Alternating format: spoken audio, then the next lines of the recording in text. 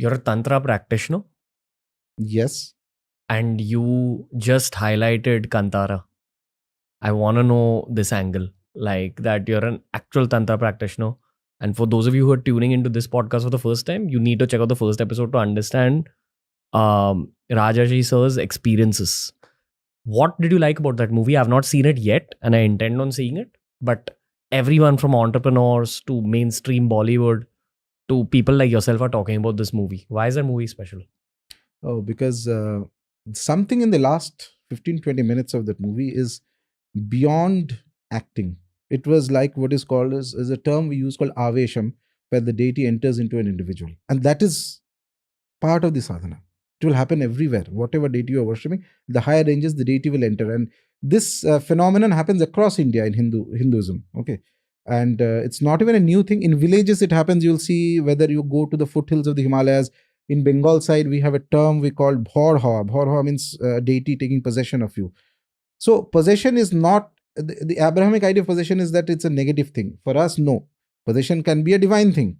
In fact, one of the oldest texts mention that a man gets liberated when Shiva possesses a person. A deity can possess you. And as I was saying, your highest state of upasana is when the deity is inside of your body. Okay, then who are you? That's the big question. Are you Ranveer? Are you the god? Okay. So this is a very Hindu concept. This is on this lies so many things, concepts of our upasana. And in that movie, in the last part of it, there is the main devata who's whatever is the storyline, etc. And he has a Kshetrapala. And the Kshetrapala possesses the protagonist and he fights against certain enemies. That scene that is there, it cannot be acted. There is some shift in the energy very clearly. And later I read, I was curious that how did he do it? So I read some interviews and all that. And he actually stopped eating non-veg food 20 days before that movie. And those last few days, he survived on coconut water. And he had help from people who are more advanced upasakas of that path. So they told him what to do. It's like he enters into that zone and that energy gets transmitted into the screen. That's why people, once they see it, after that, when they're alone, even in front of the group, they may say, oh, okay, it's just a movie. But once they're alone, it hits you. It's you that, what is it? What did I say? It's the same thing that will happen. If you're a non-believer, you'll run away from it and you'll say, oh, it's just superstition. I don't want to think about it. That's the way of protecting your mind from reality, of that kind of a liminal reality. And if you're a believer, you'll just fold your hands and say, what did I see? Okay. Without giving any spoilers, can you give the plot of the movie a little bit for people who've not seen it? And we have international listeners as well.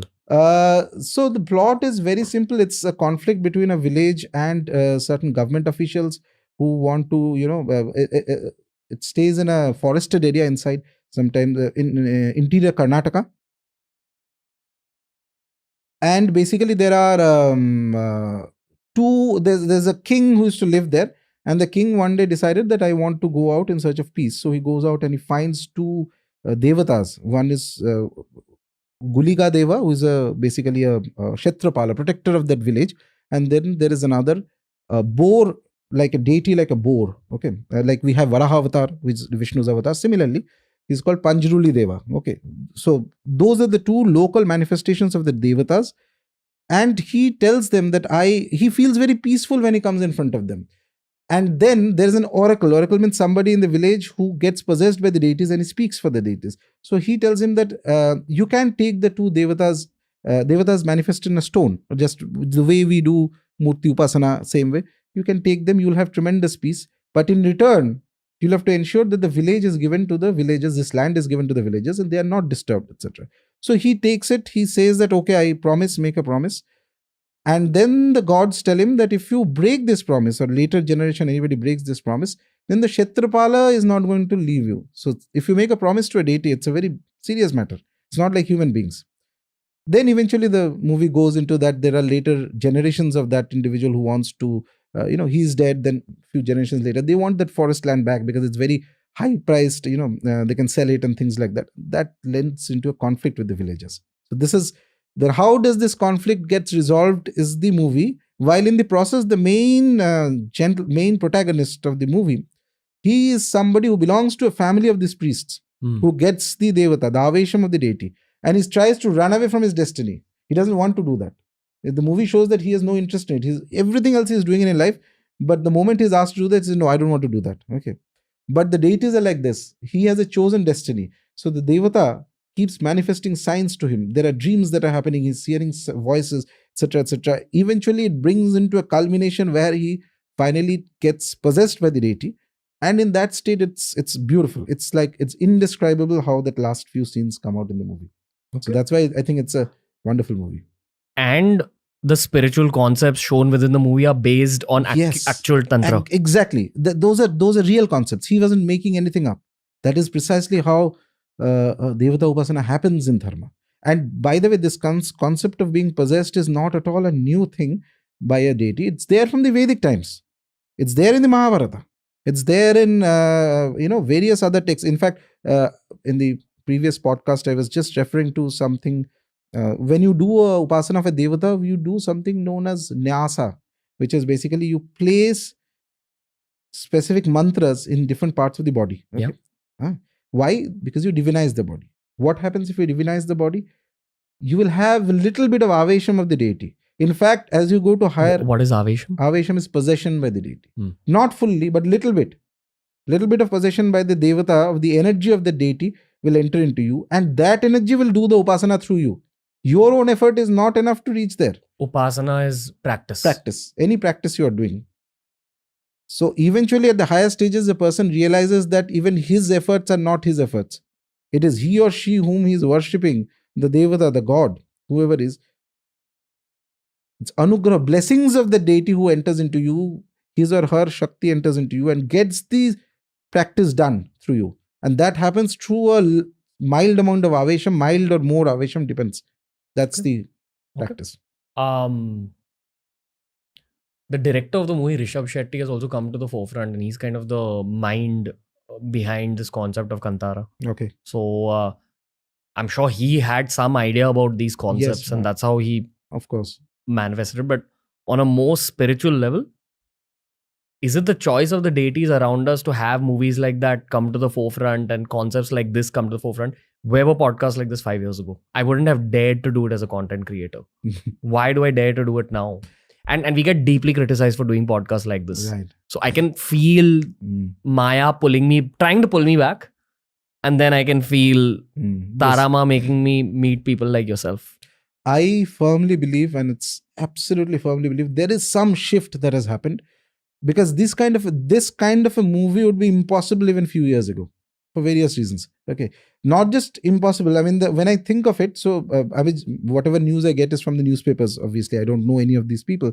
So they thought it will be some kind of a low budget, just okay film and run in the local people and all.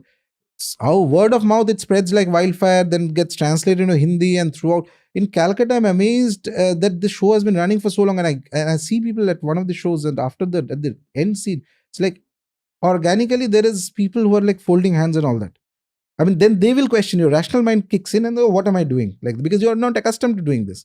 Because the moment you come face to face with a reality like this, I do believe that there is a tremendous shift that is perhaps coming in this country. In the world? I don't know about the world. I'm focused more on in this land. Okay. World, maybe. I don't know. I've never traveled outside India, so I have no idea. Okay. But here, yeah, definitely. There is some shift that is happening, as if some of the old gods are waking up. And when they get a thing done, they have one of these things. If a deity blesses a creative endeavor, be it a movie, be it anything, it will cause a tremendous, the kind of reaction that you're seeing to the movie, it's cult following that I'm seeing, cult following of the movie that is happening. This cannot happen only by, you can plan things, you can be the best director and the best actor and whatever, greatest creative genius, you cannot plan this reaction. It happens through transmission of the Shakti of the Devata. Somehow or the other, it got captured in the screen. And whoever saw that movie, it left an impression on the mind. And it has its own way of working. That's all we can say. Do you think Tarama is blessing this podcast? Why not? I mean, as I was saying, just before coming to this podcast, I finished Sadhana of Matara and it went very well. So I was very pleasantly surprised and very happy to see Vigraha of Matara here. So that's how, as I said, if the deities are happy, they'll always point you that, okay, I'm here, I'm watching you. It's like that. Yeah. It happens. I wish there was a way for listeners and viewers to feel the energy in this room right now. Even Sanchit, Manjot are feeling whatever you and me are feeling right now. And this is not like Mm. a podcast experience we've had in the past. I feel the podcast itself has hit some new zone, not just through this episode, but some of the episodes we've recorded lately have just been much more